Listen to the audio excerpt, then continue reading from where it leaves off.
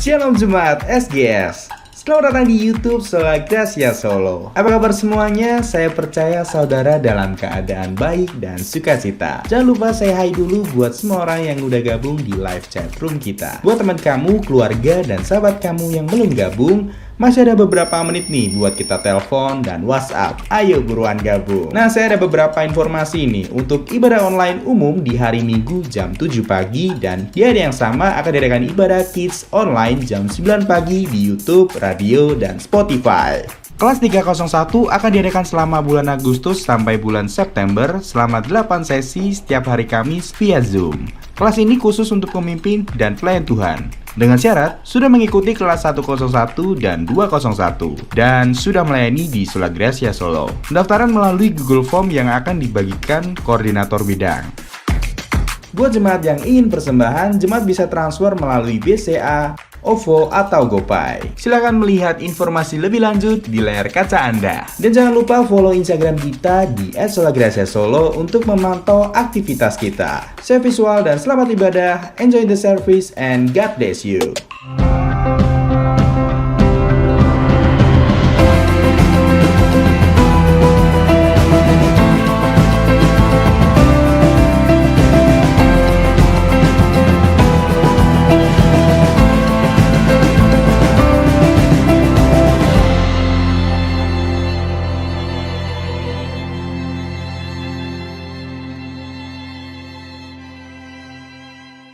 Shalom jemaat Tuhan, kami percaya bahwa Yesus hadir dalam hati kita, menyertai kita semua. Berkatnya selalu baru dalam kehidupan kita. Kerinduan kita untuk selalu menyembah, memuji nama Tuhan. Dia yang mulia, Dia yang layak kita sembah. Hanya satu nama, Yesus Kristus Tuhan.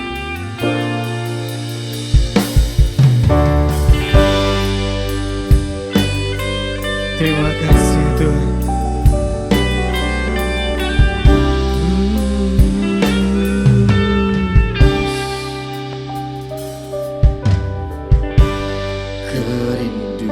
Kerinduanku datang padamu, alam mulia Mawar Syaron ku cinta.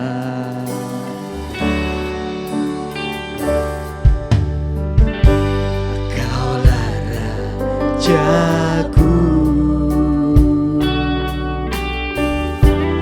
dan sahabatku, terindah termanis Engkau bagiku.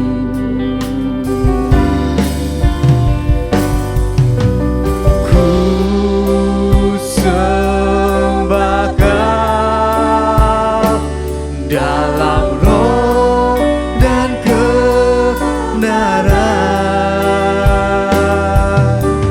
Ku sembah Kau dalam roh dan kebenaran. Tak seorang pun jua seperti Kau, Yesus. Bahwa tiada seorang pun Tuhan yang seperti Engkau, sebab hanya Engkau, Yesus. Kerinduanku hanya datang kepadamu. Yes. Alam mulia Mawar Syaron ku cinta.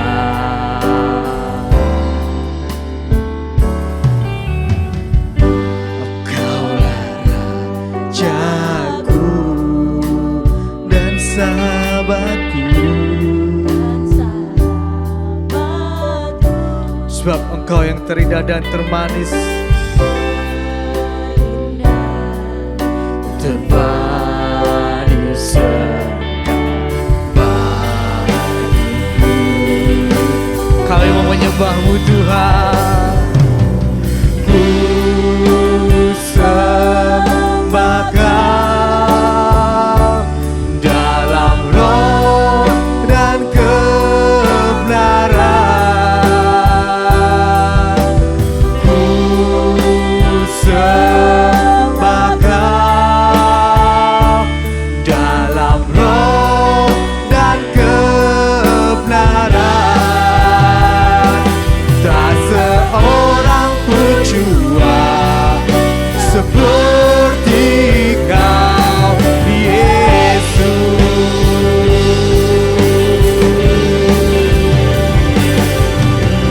Ku sembah Kau dalam roh dan kebenaran. Ku sembah Kau di dalam roh dan kebenaran.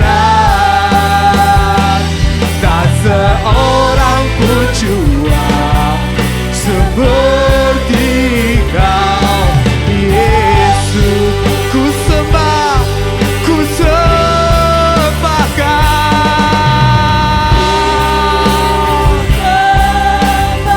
Kami mau menyembah Kau Tuhan di dalam roh kami dan dalam kebenaran kami.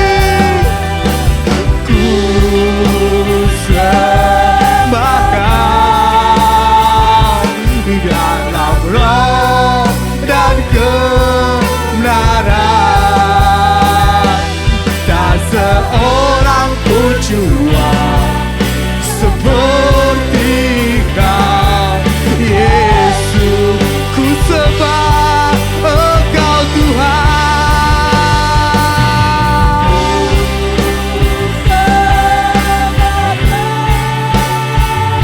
Di dalam roh dan kebenaran. Ku sembah Kau dalam roh dan kebenaran. Tak seorang pun jua seperti Kau, Yesus.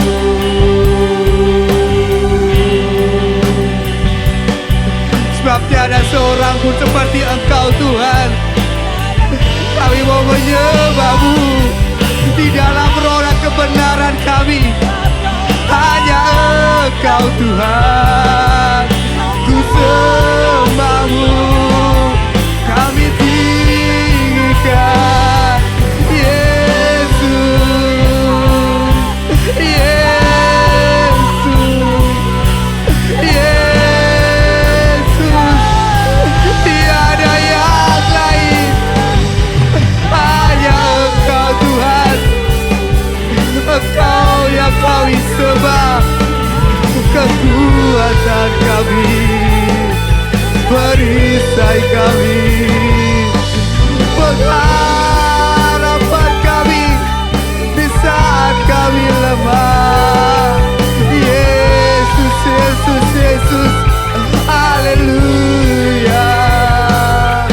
Oh salah, terpujilah nama-Mu, sebab Engkau yang kudus, Bapa yang baik.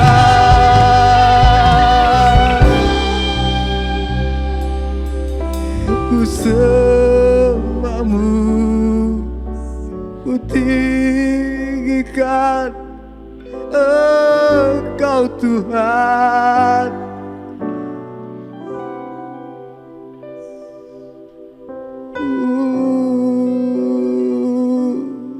Engkau Allah yang selalu ada di dalam hidup kami. Penyertaan-Mu yang tak pernah berhenti. Yesus, Engkau yang kudus, Engkau yang mulia, ku sembahmu.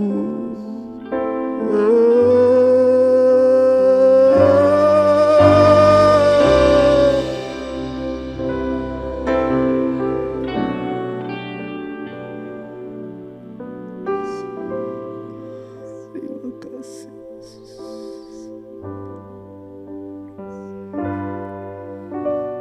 Ku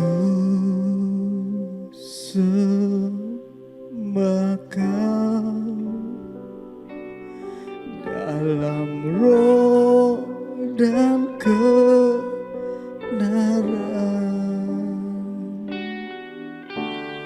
Ku sembah Kau dalam roh dan kebenaran. Tak seorang pun jua seperti Kau, Yesus.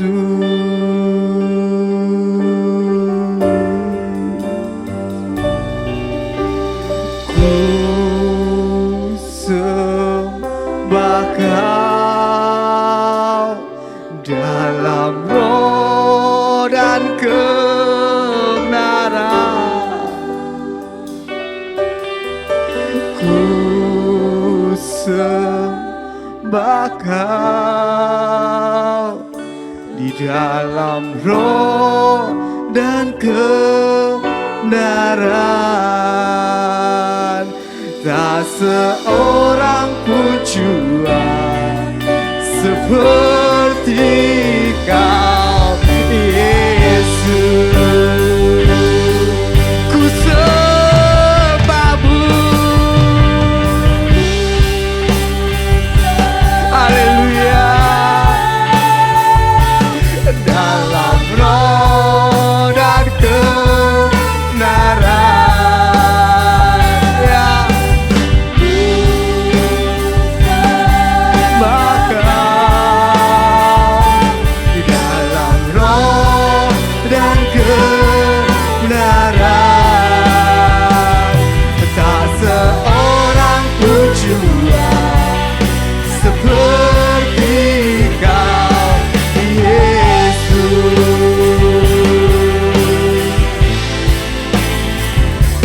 Tak seorang pun jua seperti Kau, Yesus. Tak seorang pun jua seperti Kau, Yesus. Sebab tiada seorang pun yang sama seperti Engkau. Hanya Engkau, Yesus, yang kami sembah. Hanya Engkau, Tuhan, tidak ada nama lain dalam hidup kami. Terima kasih Tuhan, segala berkat-Mu dalam kehidupan kami yang selalu baru dan selalu baru dan baru dalam hidup kami, Tuhan. Terima kasih Tuhan untuk rancangan-Mu yang selalu indah dalam kehidupan kami, Tuhan. Karena kami percaya bahwa berkat-Mu selalu ada buat kami. Terima kasih Yesus, terima kasih Tuhan. Dan kami siap memuliakan dan bersuka cita dalam nama Engkau, Yesus. Terima kasih Yesus dalam kudus. Haleluya. Amin. Kita ucapkan dalam Tuhan Yesus, karena Yesus Tuhan yang kita tinggikan. Sebab Dia, kita percaya ada berkat dari dulu, sekarang, dan selama-lamanya.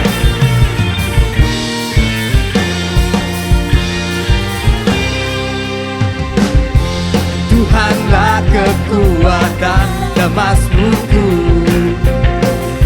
Dia gunung batu dan keselamatanku. Hanya padamu hatiku percaya,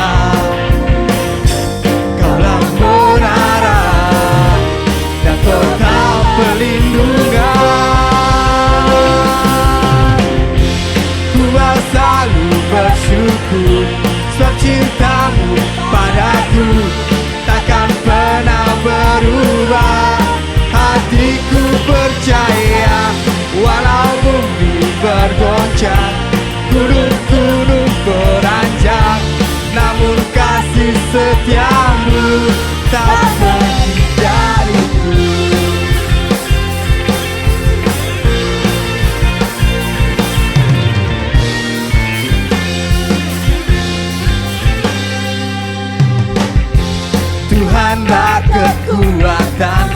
Mazmurku, sebab dia gunung batu. Amin. Padamu Tuhan, Kaulah menara dan kota perlindungan.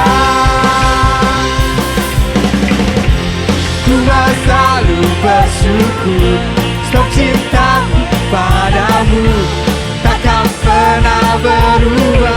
Sebab hati kami percaya Tuhan, ya. Walau bumi bergoncang, gunung-gunung beranjak, namun kasih setiamu tak pergi dariku. Kami percaya, sebab kasih setiamu tak akan pernah pergi dalam kehidupan kami Tuhan. Sebab Engkau kekuatan kami, gunung batu kami, perisai kami Yesus.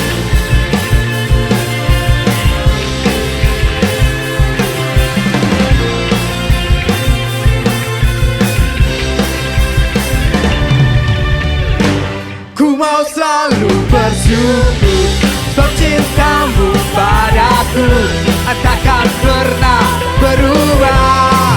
Hatiku percaya, walau bumi bergoncang, gunung-gunung beranjak, namun kasih setiamu tak pergi dariku. Ku mau selalu bersyukur, sebab cintamu padaku takkan pernah berubah. Hatiku percaya, walau bumi bergoncang, gunung-gunung beranjak, namun kasih setiamu tak pergi dariku. Kasih setiamu tak pergi dariku. Kasih setiamu tak pergi dariku. Kami percaya hanya Engkau satu-satunya sumber kehidupan kami. Haleluya. Terima kasih Tuhan.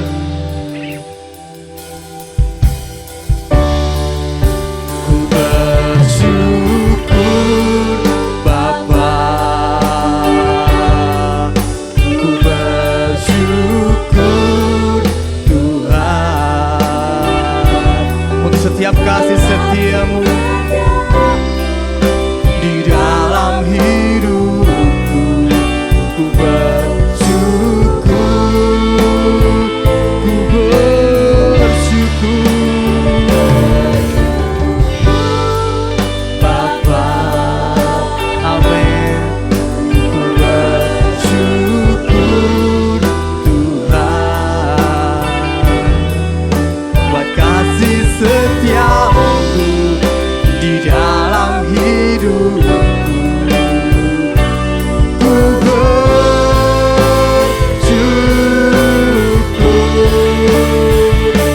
Tuhan.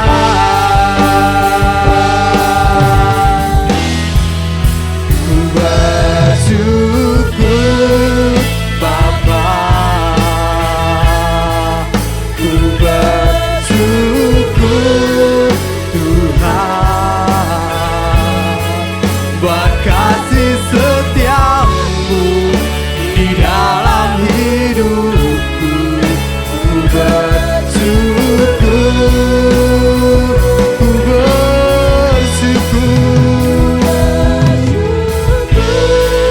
Bapa, ku bersyukur Tuhan buat kasih setiamu di dalam hidupku. Ku bersyukur, ku bersyukur,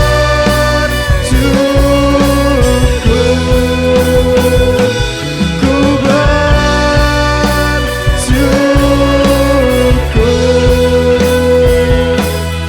Tuhan. Kami bersyukur Tuhan untuk kasih setiamu dalam kehidupan kami. Kami bersyukur Tuhan untuk setiap berkat anugerah-Mu dalam kehidupan kami Tuhan.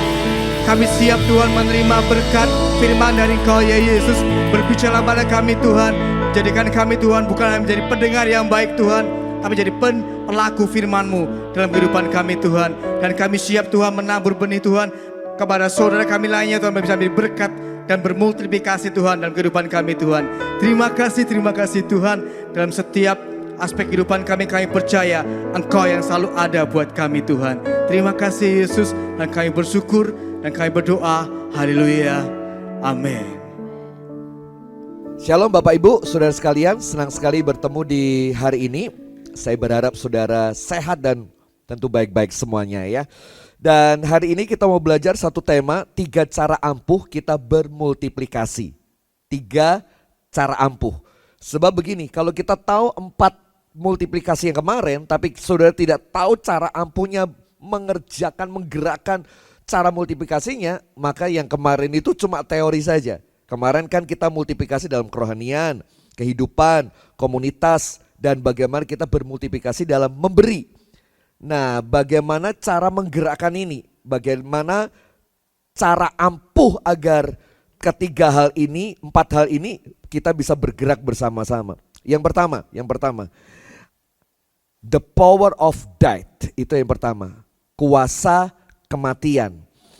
Dalam Yohanes 12 ayat yang ke-24 dikatakan begini. Yohanes 12 ayat ke-24.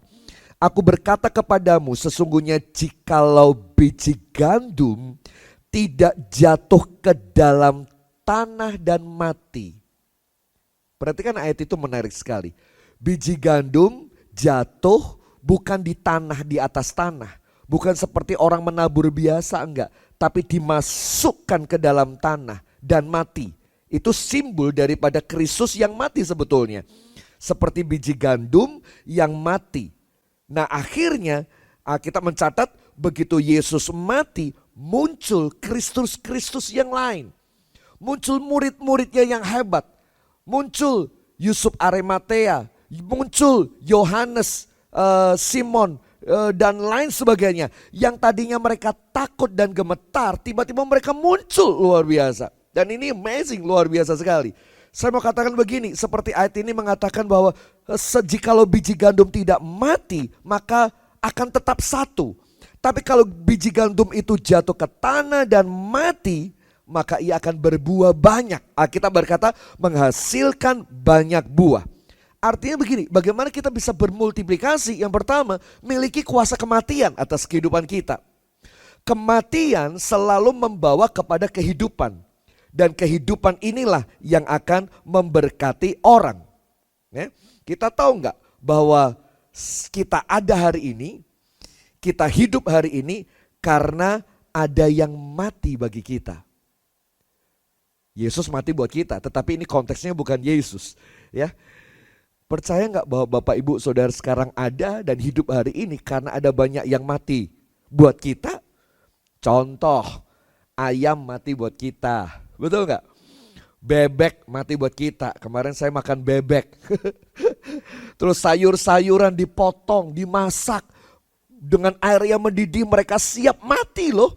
Demi kita agar kita bisa hidup. Nangkep maksudnya Bapak Ibu tentang hal ini ya. Jadi kematian itu ternyata bisa memberikan kehidupan, dampak buat orang lain. Ada tulisan di sebuah batu nisan. Tulisannya bagus sekali. Life teaches us how to die. Death teaches us how to live. Kehidupan mengajarkan kita bagaimana caranya mati. Tapi kematian mengajarkan kita bagaimana cara kita hidup. Saya ulangi, statement ini bagus sekali. Kehidupan mengajarkan bagaimana kita mati. Makanya nanti kalau mati hidup kita harus bagus, harus baik. Tetapi kematian mengajarkan kita bagaimana cara kita hidup di hari ini. So artinya bahwa antara kehidupan dan kematian tidak bisa dipisahkan satu dengan yang lain. Nah Alkitab tadi saya menggarisbawahi, kalau saudara mau bermultiplikasi, mari matikan hidup Anda. Begitu Anda matikan hidup Anda, keakuan kita, ego kita, kemarahan kita Apa yang ada pada kita, kita matikan. Orang mati itu nggak bisa diapa-apain Bapak Ibu. Mau disakiti nggak kerasa, mau dipukul juga nggak kerasa karena udah mati. Justru pada saat kita mati sebetulnya kita mengalami kebangkitan yang besar. Ya, saya suka ada satu orang namanya Catherine Gunn, seorang pejuang wanita yang begitu hebat.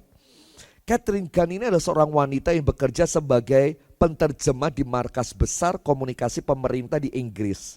Ia menjadi terkenal karena ia membocorkan rahasia intelijen Inggris, di mana Inggris minta dukungan dari pemerintahan Amerika punya connect untuk menghancurkan Irak pada waktu itu. Dunia tahu tentang hal ini semuanya. Tapi karena hati nuraninya terusik, dia menerjemahkan sambil baca, minta dukungan untuk menghancurkan masyarakat, bahkan sistem politik atau apapun di Irak.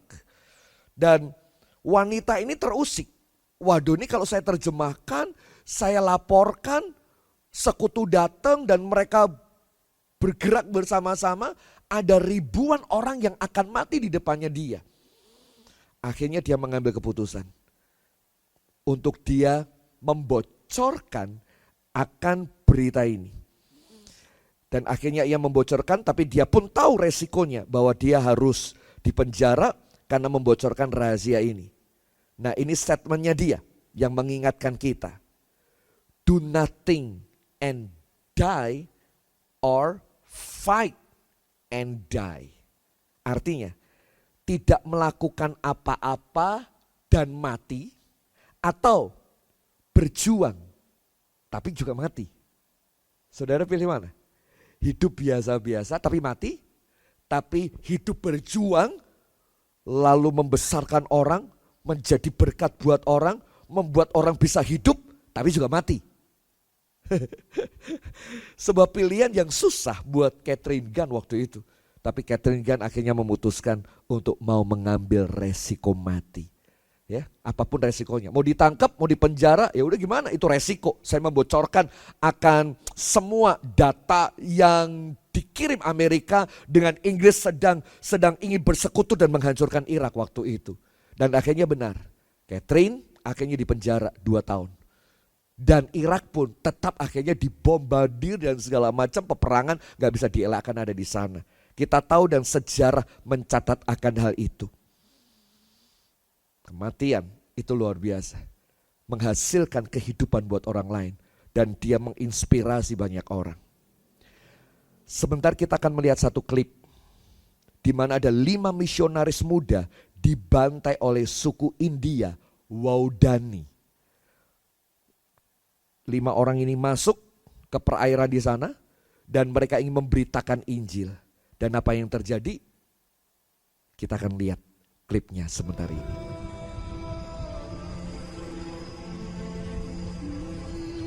Missionaries! What?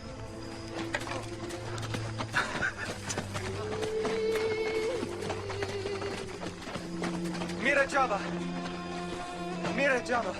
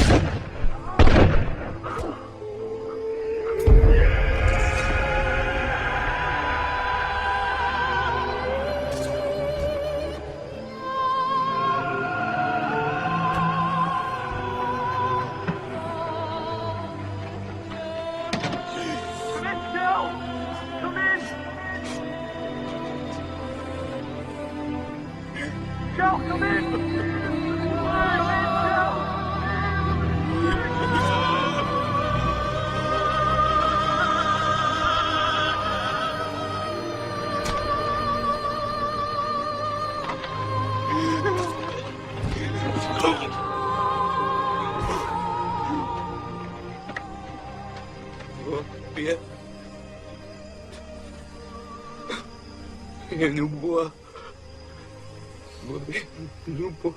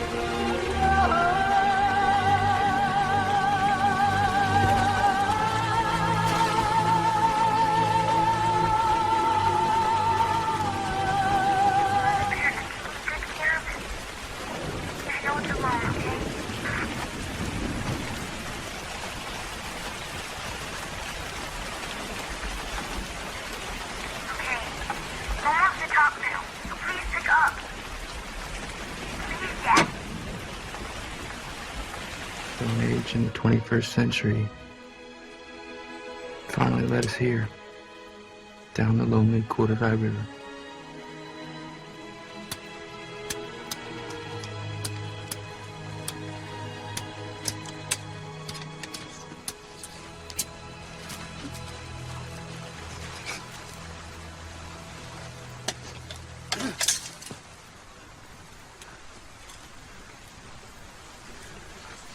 Prinsesa Avion!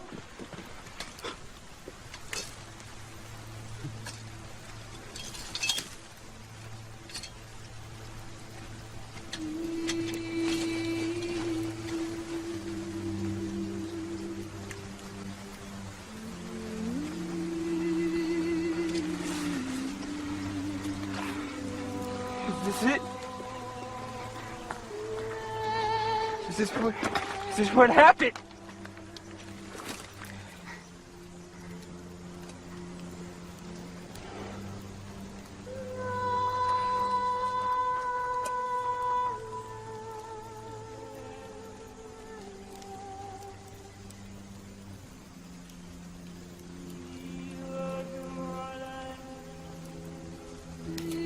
Baba Badasio.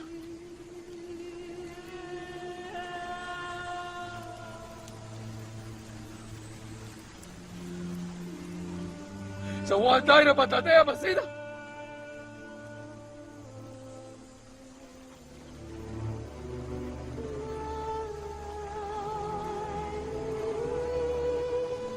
Usted se va a quedar vacío.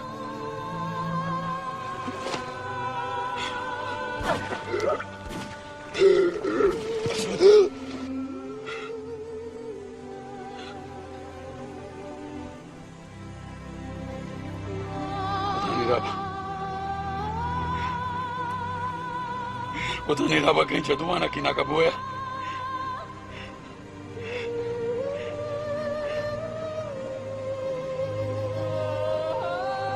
What? What did he see? Tell me!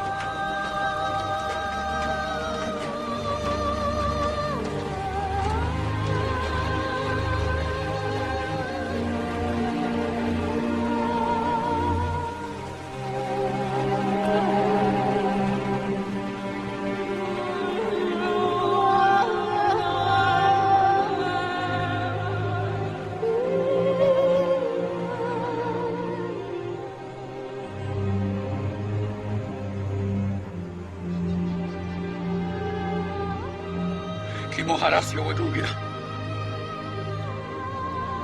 Dubara. Nina Duo Kiruda. Grita Sidana, era ahora!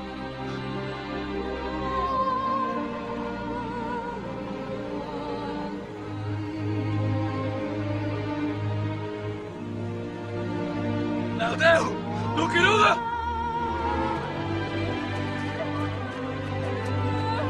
What?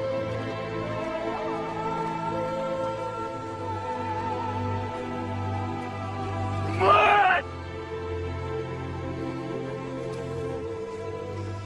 自己带他吧。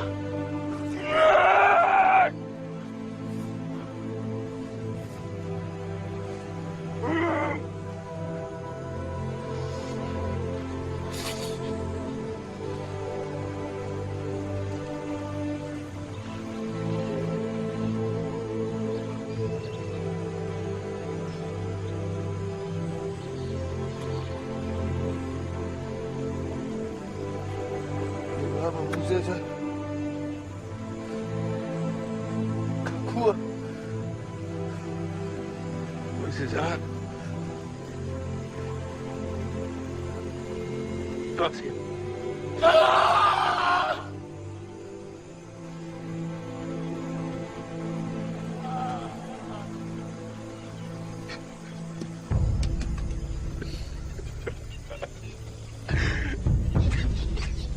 My father lost his life at the end of the spear.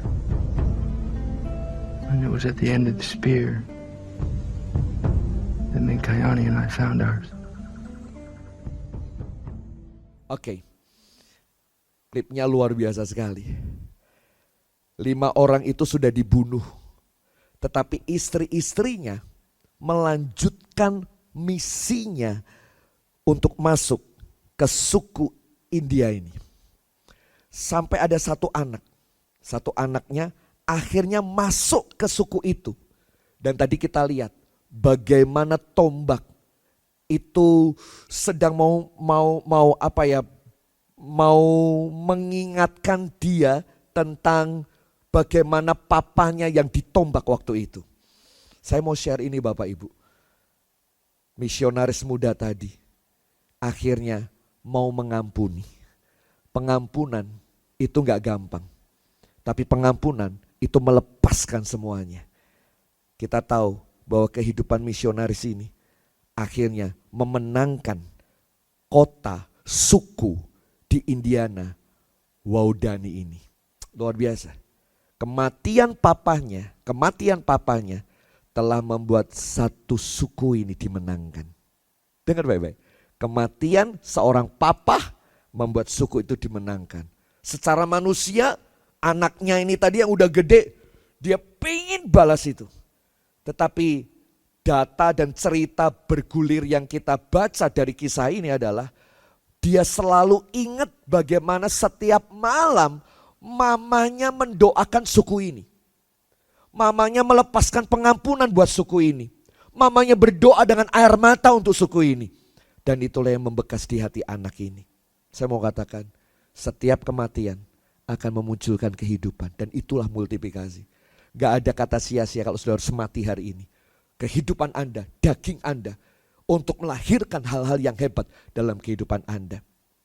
Ini yang nomor 1, Bapak Ibu Saudara sekalian. Sekarang yang nomor 2. Yang nomor 2. Kalau kita belajar bagaimana kita memiliki cara ampuh yang nomor 2. Nomor 2 adalah the power of connection. The power of connection. Itu yang nomor 2. Atau kuasa connecting. Istilah koneksi sekarang baru sangat ngetrend dan terkenal. Khususnya di ibu rumah tangga dan di rumah-rumah. Jaringan internetku lelet gitu ya. Karena memang semua pakai YouTube. Semua pakai Google. Semua Google Meet, Google Class. Lalu ada yang pakai Zoom. Wah, jaringan di atas itu penuh sekali. Rame banget. Dan sampai banyak orang berkata, wah koneksinya sekarang buruk. Dan ini sangat terkenal sekali hari-hari ini. Ada satu kisah di perjanjian lama. Saya mau share. Kisah ini kita sudah pernah mendengar. Tetapi waktu saya baca ini hari Jumat yang lalu, saya diberkati kisah tentang bagaimana Lot itu melekat kepada Abram. Ada beberapa kata yang muncul yang sama yang diulang. Sampai 4 kali. Saudara boleh simak di LCD ya. Kejadian pasal 11 ayat 31. Abraham meninggalkan saudara-saudaranya beserta cucunya Lot. Lot ikut. Ya. Yang berikutnya. Kalau kita baca di ayat-ayat berikutnya dikatakan Lut pun ikut bersama-sama dengan Abraham. Ketika Abraham berumur 75 tahun ketika ia berangkat dari Haran. Keluar dari kampungnya Lut ikut. Lalu kalimatnya sama tuh. Lot pun ikut bersama-sama Abram meninggalkan Haran. Terus pasal 13 ayat yang pertama dikatakan, maka pergilah Abram dari Mesir ke tanah Negeb dengan istrinya dan segala kepunyaannya. Dan Lot pun bersama-sama dengan dia. Muncul kalimat sama tuh. Lot pun bersama-sama dengan dia. Ayat yang kelima. Abram pergi lagi ke tempat yang lain. Lot yang ikut bersama-sama dengan Abraham. Lihat ayat itu. Itu diulang beberapa kali Bapak Ibu. Artinya apa? Lot lengket sama pamannya Abraham ini. So artinya bahwa Lot terkoneksi dengan Abram. Akibatnya apa? Lot diberkati luar biasa. Cuma masalahnya di sini. Masalahnya di sini. Gembalanya Lot punya persoalan dengan gembalanya Abraham. Itu yang memisahkan hubungan antara Abraham dan Lot. Coba kalau mereka itu nggak ada masalah, baik-baik saja. Lot selalu terkonek sama Abraham dan diberkati luar biasa. Tapi karena putus koneksi, saudara tahu ceritanya Lot? Lot akhirnya nyempal pergi ke Sodom dan Gomora.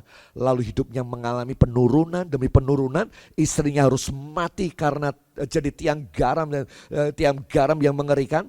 Anaknya harus berhubungan seks dengan papanya sendiri di malam itu. Saya bisa bayangkan akan hal ini.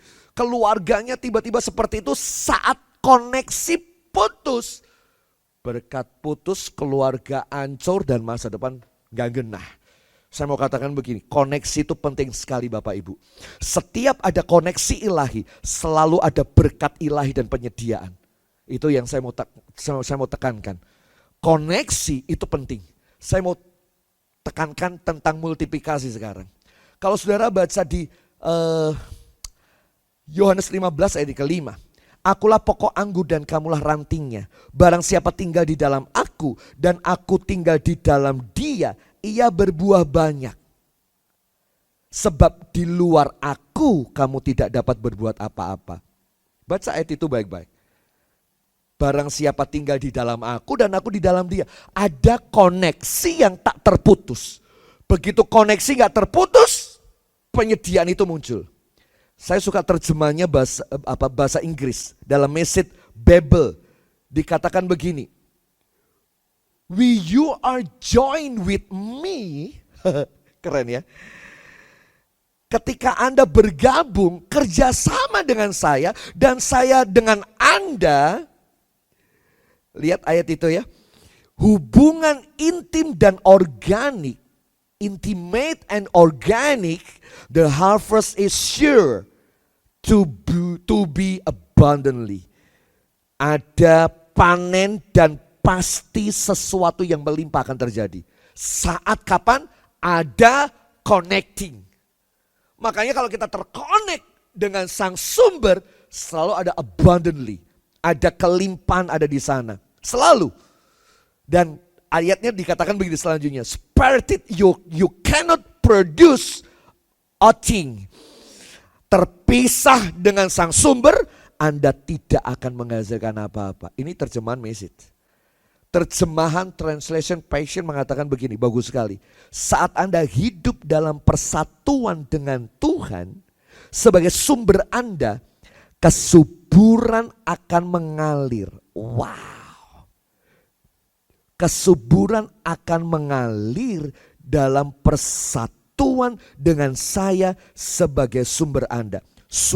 Kesuburan akan mengalir dalam diri Anda kalau kita terkonek sama Tuhan. So, artinya gini, kalau saudara mau multiplikasi, connecting lah. Connect lah. Setiap koneksi akan menghasilkan multiplikasi. Mari terkonek hubunganmu sama Tuhan.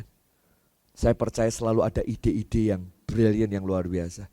Kalau ada orang berkata, Aku tuh kalau suruh firman Tuhan aku ndak siap bahannya dari mana. Pertanyaan saya simpel. Bagaimana hubunganmu dengan Tuhan? Hubungan dengan Tuhan menciptakan aliran kesuburan, sumber yang begitu hebat. Kita ndak kekurangan amunisi apapun. Ayo terkonek dengan Tuhan. Apapun yang terjadi, terkonek sama Tuhan. Lepas konek sama Tuhan, Sodom dan Gomora akan kita ambil. Tergantung kita mau terkonek atau mau putus. Pilihannya kan mau nempel, berbuah atau mau dibuang. Kan gitu. Terakhir. 3 kunci dari the power of death itu yang pertama. The power of connection. Lalu yang terakhir adalah the power of disciple. Atau kuasa di dalam pemuritan. Tidak mungkin bertambah banyak tanpa yang satu ini. Saya ulangi. Gak mungkin kita bisa bergerak. Kemarin kita belajar ada 4 poin. Gak mungkin kerohanian kita, pelayanan kita bisa bertambah-tambah tanpa sebuah kematian. Betul gak? Gak mungkin kita bisa bermultiplikasi dalam kehidupan kita kalau kita tidak terkonek sama Tuhan. Gak mungkin. Gak mungkin kita bisa bermultiplikasi dalam komunitas kita kalau kita tidak mati dalam hidup kita. Kita tidak terkonek satu dengan yang lain dan kita tidak melakukan pemuritan. Gak mungkin terjadi multiplikasi di dalam GF, multiplikasi di dalam pemuritan kita. Gak mungkin. Jadi ini yang 3 ini kuncinya Bapak Ibu. The death, connecting, dan discipleship. Nah, apa itu pemuritan? Saya kesini sebentar karena ini penting sekali. Yesus panggil kita bukan sekedar jadi orang Kristen. Kita tahu Yesus panggil kita. Tuhan pengen agar kita punya kualitas murid. Hanya muridlah yang akan bisa bermultiplikasi. Coba lihat. Yesus senantiasa menggabungkan antara murid dan orang banyak. Tetapi saudara bisa melihat, Yesus selalu concern sama 12 orang ini. Kalau saudara baca di beberapa ayat-ayat di Alkitab, contoh Yohanes 6 ayat yang ke-59, 60, 56 sampai 66. Sesudah Yesus mengajar di rumah ibadat di Kapernaum, banyak murid-murid Yesus yang berkata, perkataanmu ini keras. Siapakah yang sanggup mendengarkannya? Lalu Yesus bersabda, sebab ini telah kukatakan kepadamu, tidak ada seorang pun yang dapat datang kepadaku kalau Bapa tidak mengaruniakan kepadanya. Mulai dari waktu itu banyak murid-murid yang mengundurkan diri dan tidak mengikuti dia. Ada banyak murid, ada banyak orang-orang yang ikut Yesus. Tapi di satu titik mereka mundur semuanya. Gara-gara apa? Yesus khotbah sangat keras. Itu kualitasnya jemaat yang hanya cuma datang hari Minggu. Jemaat yang biasa cuma dengar khotbah yang enak, yang lucu. Dengar khotbahnya Yesus tentang cerita perumpamaan. Lalu mereka berkata, oh Yesus kayak pemain sulap. Bisa buat makanan banyak. Disembuhkanlah bla bla bla bla segala macam. Tapi mereka gak berubah dalam kehidupan ini. Yesus pengen kualitas kita ada perubahan Bapak Ibu. Bukan sekedar hanya ibadah selesai dan selesai. Yesus tidak tertarik dengan banyaknya pengikut dan penggemar. Tapi Yesus lebih tertarik kepada orang-orang yang mau mengikuti dia. Kepada orang yang mau mengikutinya ini, Yesus meluangkan waktu sebanyak-banyaknya untuk orang-orang ini.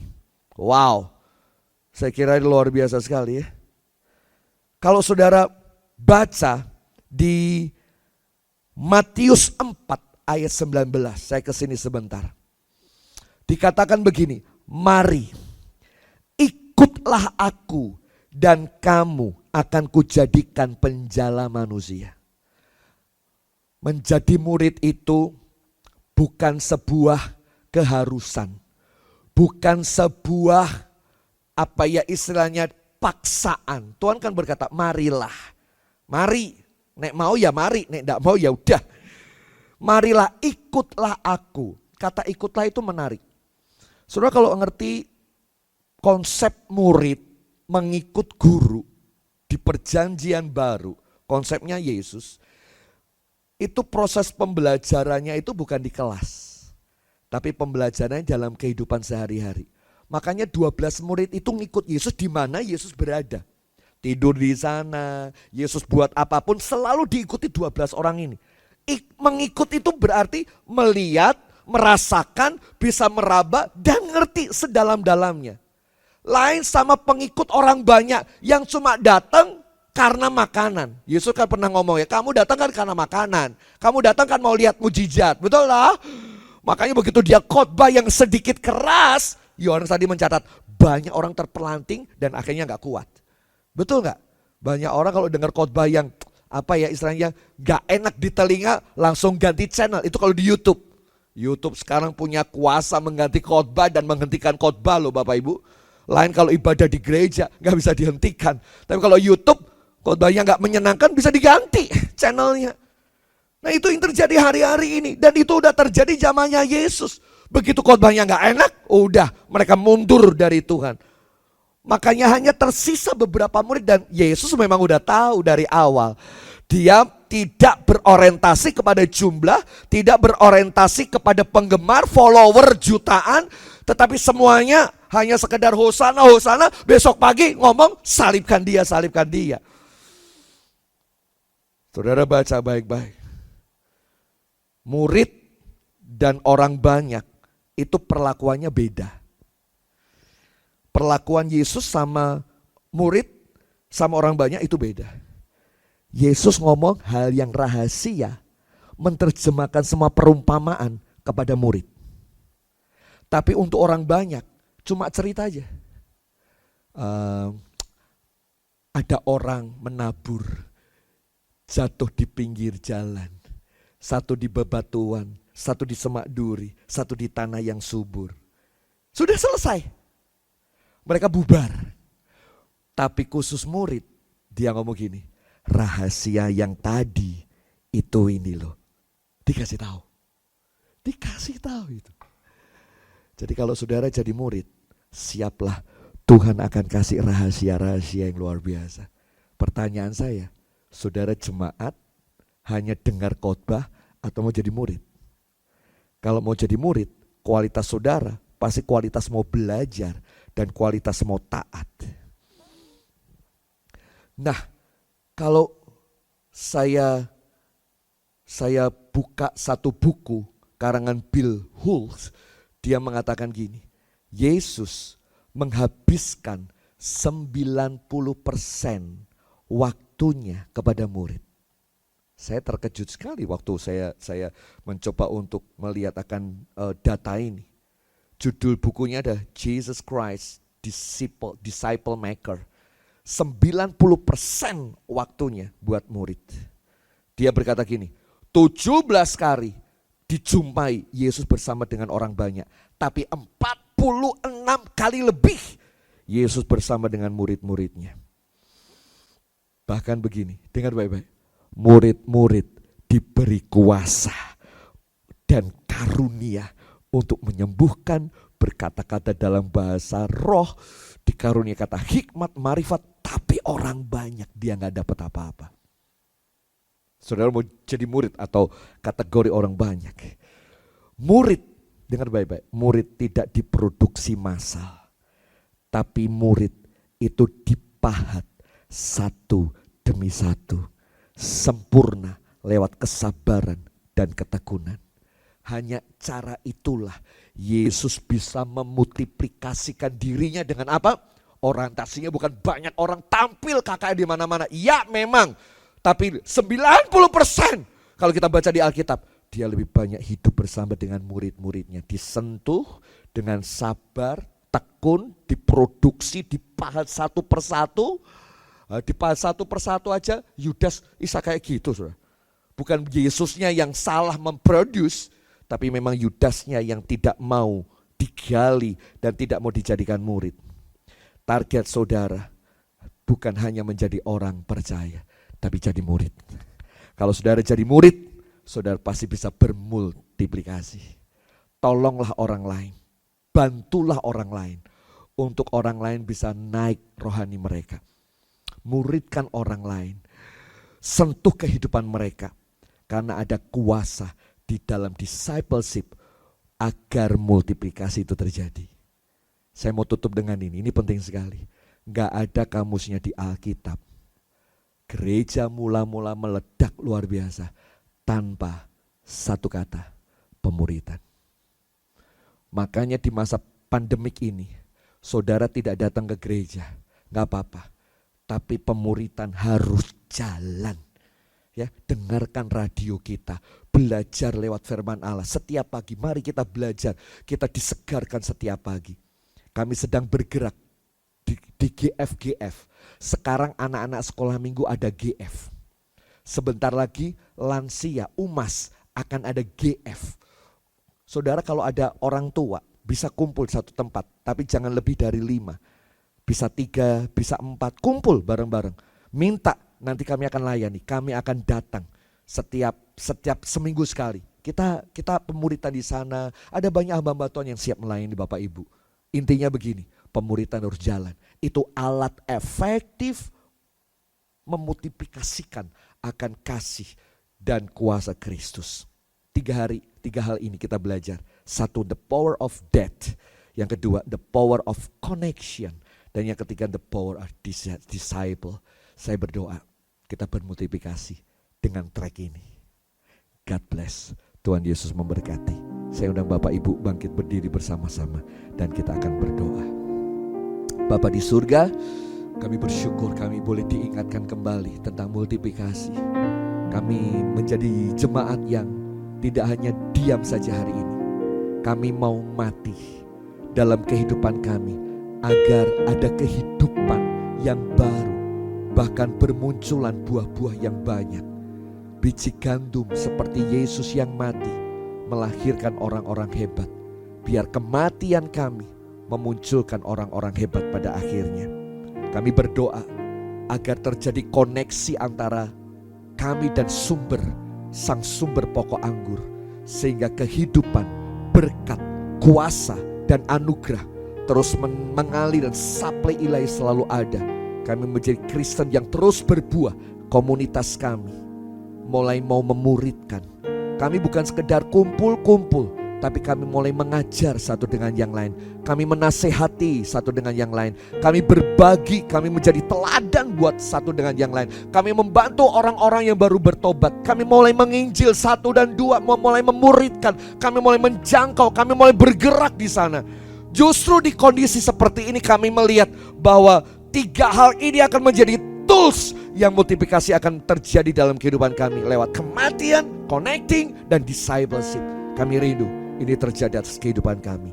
Dalam nama Tuhan Yesus, Tuhan memberkati Bapak Ibu Saudara sekalian yang ada di rumah-rumah, dimanapun saudara mendengarkan. Kasih anugerah Allah memberkati, kasih rahmat daripada Allah Bapa menyinari engkau dengan kasih karunia, membungkusmu dengan cinta dan memeliharamu dengan kasih.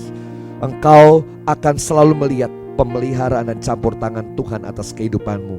Tuhan Yesus senantiasa menyertai engkau di sepanjang hidupmu. Di minggu ini menjadi minggu kemenangan, di mana kau akan melihat connectingmu yang begitu hebat dan hasilnya begitu menggairahkan dan indah.